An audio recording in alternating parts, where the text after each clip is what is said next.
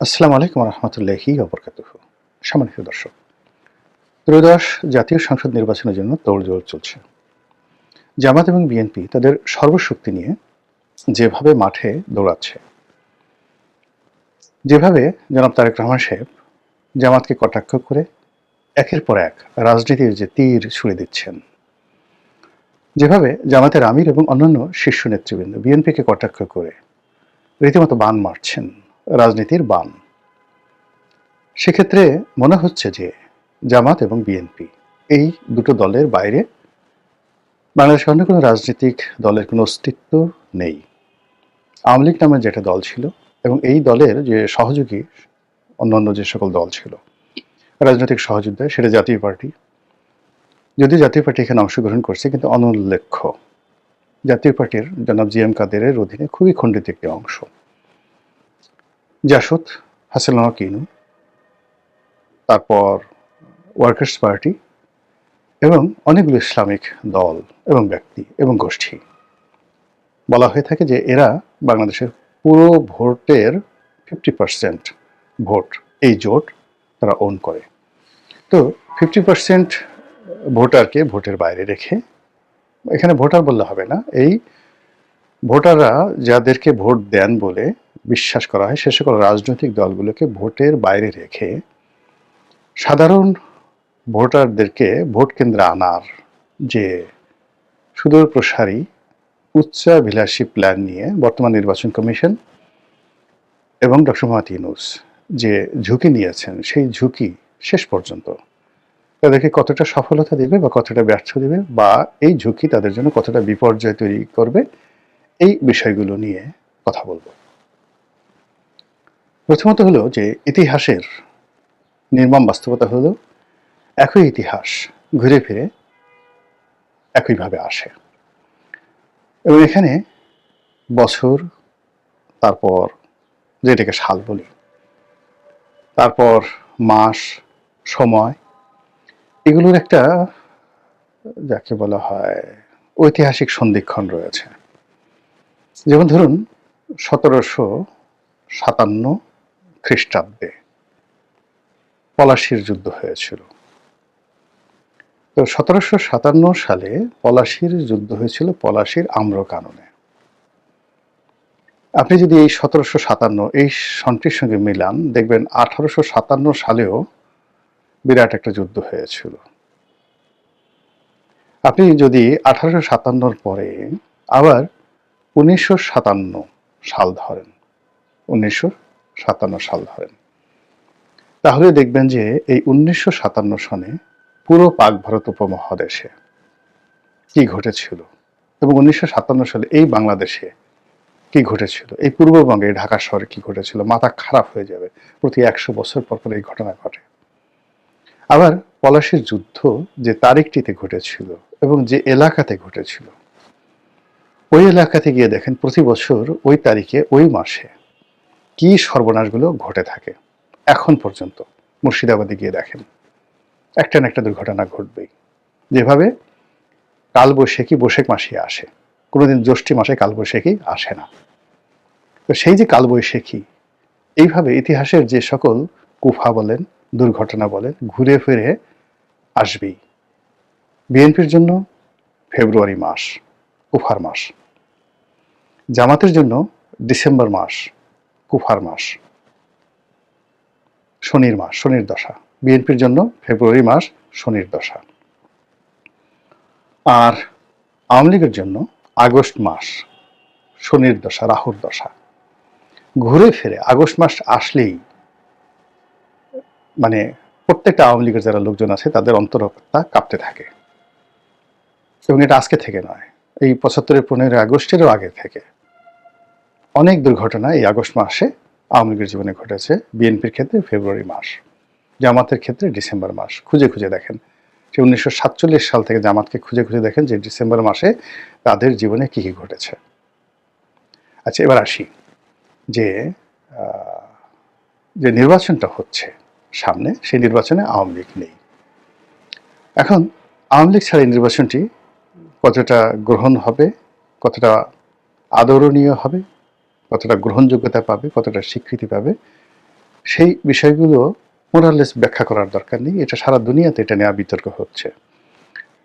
এবং সরকারের বন্ধু নন, আবার শত্রুও নন, দেশি এবং বিদেশি প্রায় সবাই, সকল সমালোচক সরকারকে বলার চেষ্টা করছে যে একটা ইনক্লুসিভ নির্বাচন যেন তারা অনুষ্ঠান করে, এবং সেই নির্বাচনে রিফাইন্ড আওয়ামী লীগ হোক, সংস্কার করে একটা আওয়ামী লীগ হোক, রিকনসিলিয়েট করা একটি আওয়ামী লীগ হোক, অথবা শেখ হাসিনার নেতৃত্বে আদি এবং আসল একটা আওয়ামী লীগ হোক, তাদেরকে এনে নির্বাচন করুন, একথা সবাই বলছে।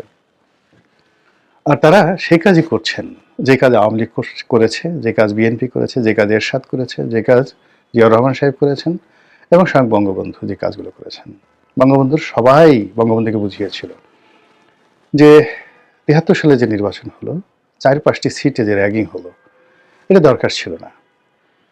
সিরাজ শিকদারকে মেরে ফেলার কোনো প্রয়োজন ছিল না, সবাই কিন্তু তাকে বুঝিয়েছে।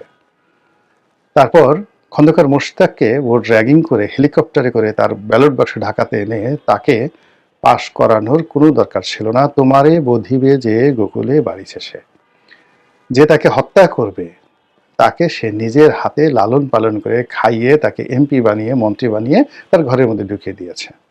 এই হলো নিয়তি। শেখ হাসিনার যে পতন, খুঁজে দেখেন যে কয়টি লোকের কারণে তার পতন ঘটেছে। প্রত্যেকটা লোককে তিনি বিশ্বাস করেছেন, প্রত্যেকটা লোকের প্রতি তিনি আল্লাহকে বাদ দিয়ে সেই লোকগুলোর প্রতি আস্থা স্থাপন করেছেন, এবং সেই লোকগুলোর কারণে আশেপাশে কোনো মানুষ তার ধারে কাছে যেতে পারেনি। লিখে রাখেন, সেটা রাজনীতির ক্ষেত্রে, ব্যবসা বাণিজ্যের ক্ষেত্রে, পরিবারের ক্ষেত্রে, প্রশাসনের ক্ষেত্রে, অন্তত 10টি সেক্টর শেখ হাসিনা তৈরি করে ফেলেছিলেন। সাংবাদিকদের মধ্যে একটা গ্রুপ, ব্যবসায়ীদের মধ্যে একটা গ্রুপ, মিলিটারিদের মধ্যে একটা গ্রুপ, বিচারপতিদের মধ্যে একটা গ্রুপ, উকিলদের মধ্যে একটা গ্রুপ, এরকম অনেক, রাজনীতিবিদদের মধ্যে একটা গ্রুপ, পরিবারের মধ্যে একটা গ্রুপ, এরকম 10টি গ্রুপ তারা তৈরি করে ফেলেছিলেন। এই 10টি গ্রুপ একে অপরের সাথে যোগ সাজস করে রীতিমতো দুর্নীতির একটা পাহাড় গড়ে তুলেছিল, অপকর্মের পাহাড়। তারা শেখ হাসিনাটা খেতেন, শেখ হাসিনাটা পড়তেন, আর অবসর সময় শেখ হাসিনার সর্বনাশের কথা চিন্তা করতেন, কি করে তাকে মারা যায়, কি করে তাকে তাড়ানো যায়, আর কি করে তাকে রোগাক্রান্ত করা যায়। একই ঘটনা 1/11-এর সময় তারেক জিয়া এবং খালেদা জিয়ার জন্য ঘটেছে। আবার একই ঘটনা ডক্টর মোহাম্মদ ইউনূসের ক্ষেত্রেও ঘটছে। ডক্টর মোহাম্মদ ইউনূস যাদেরকে গত 17 মাসে দুধকলা দিয়ে পুষেছেন, যাদের প্রতি বেশি আস্থা স্থাপন করেছেন এবং মনে করেছেন যে এই লোকগুলো যদি তার পাশে থাকে, আগামীতে তিনি 10 বছর ক্ষমতায় থাকতে পারবেন, 50 বছর ক্ষমতায় থাকতে পারবেন, সেই লোকগুলো অনেকেই মনে করছে যে এই বুড়ো মানুষটি যদি পরাজিত হয়, ফেল করে, তাহলে তারা প্রধান উপদেষ্টা হতে পারবে, রাষ্ট্রপতি হতে পারবে, প্রধানমন্ত্রী হতে পারবে। এটাই হলো ক্ষমতার ট্রাজেডি। এনিওয়ে, যেটা বলছিলাম, তো এখানে আওয়ামী লীগকে নিয়ে যে নির্বাচনগুলো হয়েছে স্বাধীন বাংলাদেশে, সেই নির্বাচনগুলো মোটামুটি টিকেছে। কিন্তু যে নির্বাচনগুলো আওয়ামী লীগকে ছাড়া হয়েছে, আওয়ামী লীগ অংশগ্রহণ করেনি, সেই নির্বাচনগুলো কিন্তু টিকেনি। আওয়ামী লীগ একটা নির্বাচনমুখী দল, তারা যে কোনো বিরূপ পরিস্থিতিতে তারা নির্বাচনে অংশগ্রহণ করেছে। বঙ্গবন্ধুর হত্যাকাণ্ডের পর যখন সংসদ নির্বাচন হলো প্রেসিডেন্ট জিয়ার জমানাতে, তারপর রাষ্ট্রপতি নির্বাচন হলো প্রেসিডেন্ট জিয়ার জমানাতে, এবং প্রেসিডেন্ট জিয়াউর রহমান সাহেবের হত্যাকাণ্ডের পরে সত্তার সাহেবের সাথে যে নির্বাচন আওয়ামী লীগ হলো, সেই আওয়ামী লীগ প্রেসিডেন্সিয়াল নির্বাচন বলেন, সংসদ নির্বাচন বলেন, আওয়ামী লীগের করার কথা না, কিন্তু আওয়ামী লীগ করেছে, সংসদে গেছে, কথা বলেছে। 86 সনে আওয়ামী লীগ নির্বাচনে এসেছে, ফলে 86 থেকে 88 এই 2টি বছর এরশাদ ছিল, সংসদ থেকে চলে গেছে, এরশাদ আবার নতুন নির্বাচন দিয়েছে। এরপর 88 সনে সে আবার একটি আওয়ামী লীগবিহীন নির্বাচন করার চেষ্টা করেছে। তার ফলে বাংলাদেশে পুরো গণতান্ত্রিক বিধি ব্যবস্থা ধসে পড়েছে এবং এরশাদের রাজনীতির কবর রচনা হয়েছে। সেখানে আসম আব্দুর রব প্রায় 100-150 গৃহপালিত বিরোধী দল নিয়ে একটা সার্কাস তৈরি করেছিল প্রথম বাংলাদেশে, এবং সেই সার্কাসের ফলে রাজনীতির যে ব্যাড কালচার তৈরি হয়েছে, সেই ব্যাড কালচারের দায় এরশাদকে জীবন দিয়া তাকে পরিশোধ করতে হয়েছে। এই গেল এটা। এরপরে 15 ফেব্রুয়ারি নির্বাচন। 15 ফেব্রুয়ারি নির্বাচনে আওয়ামী লীগ অংশগ্রহণ করেনি, টিকেনি। এরপরে আওয়ামী লীগ যখন সংসদ থেকে পদত্যাগ করলো জামাতকে সঙ্গে নিয়ে তত্ত্বাবধায়ক সরকারের দাবিতে, বিএনপি টিকতে পারেনি, তাকে তত্ত্বাবধায়ক সরকার দিতে হয়েছে। তো এই যে বিষয়গুলো আমাদের রাজনীতিতে, এই কটা উদাহরণ দিলাম যে 12টি নির্বাচন হয়েছে, সেই 12টি নির্বাচনে আওয়ামী লীগবিহীন যে নির্বাচন হয়েছে বা আওয়ামী লীগ যেখানে থেকে সরে গিয়েছে সেখানে সরকার টিকতে পারেনি। আবার আওয়ামী লীগ যে কয়েকবার ক্ষমতায় ছিল, আওয়ামী লীগকে যারাই বিভিন্ন সময় চ্যালেঞ্জ জানিয়েছে, আওয়ামী লীগকে কিন্তু সেই শক্তি প্রয়োগ করে, ক্ষমতা দেখে, রাজপথে আন্দোলন করে আওয়ামী লীগকে কেউ হটাতে পারেনি। বঙ্গবন্ধুর বিরুদ্ধে বহু চেষ্টা করা হয়েছে, পারেনি, তাকে হত্যা করতে হয়েছে। শেখ হাসিনার বিরুদ্ধে বহু চেষ্টা হয়েছে, এমন একটা পরিস্থিতি করে দেশি বিদেশি চক্র দিয়ে তাকে চলে যেতে হয়েছে, কিন্তু তার সাথে কিন্তু পারা যায়নি। কিন্তু আওয়ামী লীগ যেটা করেছে সেটা হলো যাকে যে অবস্থায় ধরেছে তারা তাদের সিংহাসন, তাদের রাজনীতি, ক্ষমতায় যারা আওয়ামী লীগ ছাড়া থাকার চেষ্টা করেছে তাদের জিনা হারাম করে দিয়েছে, জীবন হারাম করে দিয়েছে। তো কাজেই সেই ক্ষেত্রে আগামীতে যে নির্বাচন হচ্ছে, প্রথম নির্বাচন হলো আওয়ামী লীগ ছাড়া একটি নির্বাচন। এটি অতীতের যে ধারাবাহিকতা ধরেন সেই ধারাবাহিকতায় এই নির্বাচন হওয়ার কথা না, টিকার কথা না, এবং এই নির্বাচনের সাথে যারা জড়িত তাদের কারোরই শুভ পরিণতি হওয়ার কোনো সম্ভাবনা নাই যদি অতীতের ইতিহাসের ধারাবাহিকতা থাকে, ইতিহাস যেভাবে বারবার ঘটে সেইটা আপনি যদি চিন্তা করেন। 2 নম্বর হলো যে আপনি বারবার এই জমানাকে ম্যাটিকুলাস বলছেন, ক্যালকুলেশন করছেন, ক্যালকুলাস বলছেন।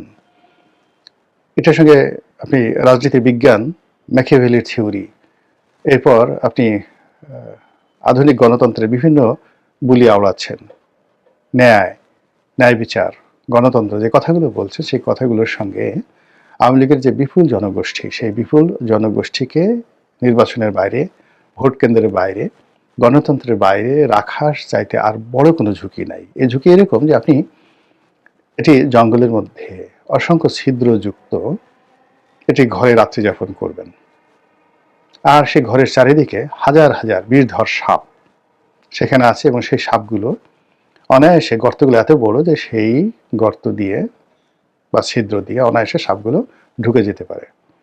তো আপনি শুধু এই আশঙ্কা নয়, আপনি যখন শুতে যাবেন ঠিক সেই সময়টাতে আপনি দেখলেন ছিদ্র দিয়ে চারিদিকে হাজার হাজার সেই বিষাক্ত কালনাগিনী ফোঁসফাঁস শব্দ করছে, আর এই অবস্থাতে আপনি যদি নীরবে ঘুমানোর চেষ্টা করেন, লোকজন আপনাকে কি বলবে বলেন? এখন এই বাংলাদেশে আওয়ামী লীগের 15 বছরের সন্ত্রাসের অভিজ্ঞতা, 15 বছরের অস্ত্র, গোলাবারুদ, 15 বছরের অর্থবিষ্ট টাকা, তার সঙ্গে ভারতের এক ছত্র আধিপত্য, সমর্থন, কূটনীতি, চালাকি, ফজলামো, দুষ্টামি, সব কিছু আওয়ামী লীগের পক্ষে।